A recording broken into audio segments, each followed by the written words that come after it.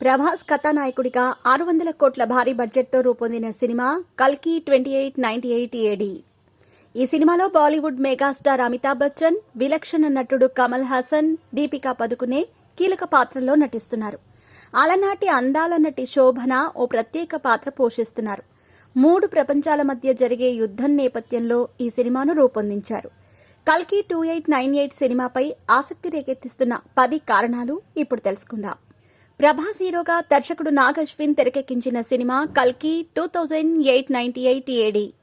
తెలుగు ప్రేక్షకులతో పాటు యావత్ భారతదేశం ఇప్పుడు ఈ సినిమాను ఆసక్తిగా గమనిస్తోంది. అందుకు అనేక కారణాలున్నాయి. మహానటి సినిమాతో సక్సెస్ సాధించిన నాగ్ అశ్విన్ తాను దర్శకత్వం వహిస్తున్న 3వ చిత్రంతోనే భారీ బడ్జెట్, దిగ్గజ నటులు, కథాకథనంతో ముందుకొచ్చారు.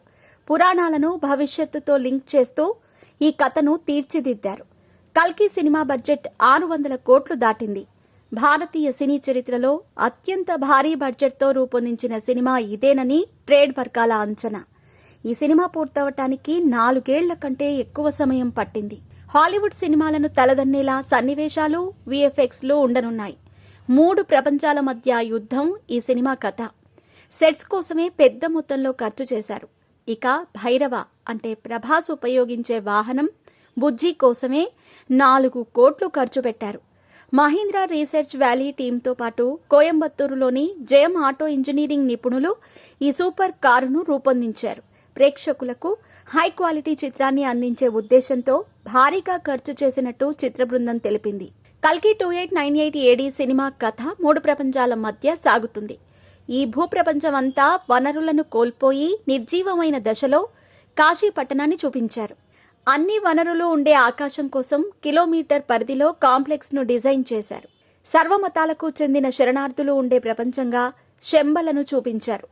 వీటి అవుట్లుక్ మొత్తం విఎఫ్ఎక్స్ లో చూపించారు.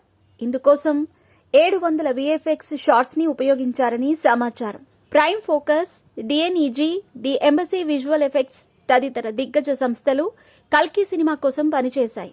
హాలీవుడ్ లో Harry Potter, Interstellar, tune, blade runner లాంటి సినిమాలకు పనిచేసిన టీం కల్కి కోసం పనిచేసింది. ఇక ఈ సినిమాకు కల్కి 2898 ఏడీ అని టైటిల్ పెట్టడం వెనుక అద్భుతమైన లాజిక్ ఉంది.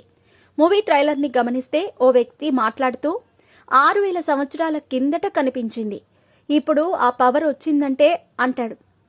2898 నుంచి 6000 సంవత్సరాలను తీసేస్తే వచ్చేది 3102. ఇది కృష్ణ పరమాత్మ అవతారం ముగించిన సంవత్సరం. అంటే 2898 ఏడీలో మళ్లీ శ్రీ మహావిష్ణువు కల్కిగా అవతరించబోతున్నాడనమాట. ఈ 6000 సంవత్సరాల్లో జరిగిన పరిణామాలను కూడా టైం ట్రావెల్ రూపంలో సినిమాలో చూపించనున్నారు. ఇప్పటికే విడుదల చేసిన కల్కి థీమ్లో చూపించిన శ్రీ మహావిష్ణువు అవతారాలు, చంద్రబోస్ అందించిన సాహిత్యం విశేషంగా ఆకట్టుకుంటున్నాయి. పురాణాల ప్రకారం కల్కి ఎవరు, హిమాలయాల్లో ఆ రహస్యమేంటి వివరాల కోసం మనం సినిమా చూడాలి. అలాగే యూట్యూబ్లో దీనికి సంబంధించిన ఎన్నో వీడియోలు ఉన్నాయి. వాటిని కూడా చూస్తే స్టోరీ తెలుస్తుంది. ఇక కల్కిలో అశ్వత్థామగా అమితాబ్ బచ్చన్, సుప్రీం యాస్కిన్ గా విలన్ పాత్రలో కమల్ హాసన్ నటిస్తున్నారు. వీరిద్దరూ 40 ఏళ్ల తర్వాత మళ్లీ ఒకే సినిమాలో కలిసి నటిస్తున్నారు. 1985లో వచ్చిన గిరాఫ్తార్ సినిమాలో అమితాబ్, కమల్ హాసన్ కలిసి నటించారు. ఆ సినిమాలో రజనీకాంత్ కూడా నటించారు. కమల్ హాసన్ సుప్రీం యాస్కిన్ పాత్ర లుక్ కోసం అనేక టెస్టులు చేశారు. చివరకు లాస్ ఏంజల్స్ వెళ్లి హాలీవుడ్ సినిమాలకు పనిచేసే మేకప్ నిపుణులతో ప్రత్యేకంగా తీర్చిదిద్దారు. అశ్వత్థామ పాత్రలో నటిస్తున్న అమితాబ్ వయసు 81 ఏళ్లు. కల్కి టీంలో అత్యధిక వయసు కలిగిన వ్యక్తి ఆయనే. అశ్వత్థామ మేకప్ వేయటానికి 3 గంటల సమయం పడితే తీయటానికి 2 గంటలు పట్టేదట. అంతేకాదు, ఆ వయసులో యాక్షన్ సీక్వెన్స్ కోసం అమితాబ్ చాలా కష్టపడ్డారు. బాలీవుడ్, హాలీవుడ్ చిత్రాలతో విశేష గుర్తింపు తెచ్చుకున్న దీపికా పదుకునే నేరుగా తెలుగులో నటిస్తున్న తొలి చిత్రం ఇదే కావటం మరో విశేషం. అంతేకాదు, అలనాటి అందాల తార శోభన దాదాపు 18 ఏళ్ల తర్వాత చేస్తున్న తెలుగు సినిమా కూడా ఇదే. మరియం పాత్రలో శోభన కనిపించనున్నారు. ఇక ఈ సినిమాలో కొన్ని సర్ప్రైజ్లు కూడా ఉన్నాయట. నాని, దుల్కర్ సల్మాన్, మృణాల్ ఠాకూర్, విజయ్ దేవరకొండ లాంటి కొందరు యువ నటులు అతిథి పాత్రల్లో కనిపించనున్నారనే టాక్.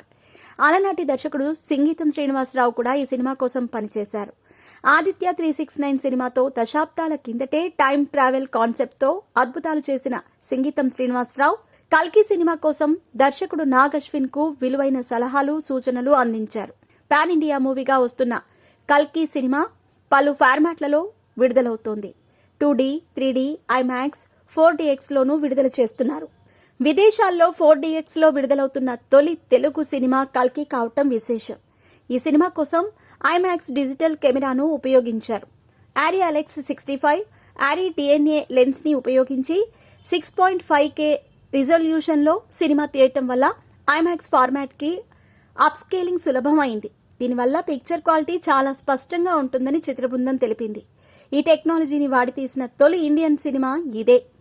మరి ఇన్ని ప్రత్యేకతలున్న కల్కి సినిమా రికార్డులు కొల్లగొట్టడం ఖాయమని ప్రభాస్ అభిమానులతో పాటు విశ్లేషకులు కూడా భావిస్తున్నారు.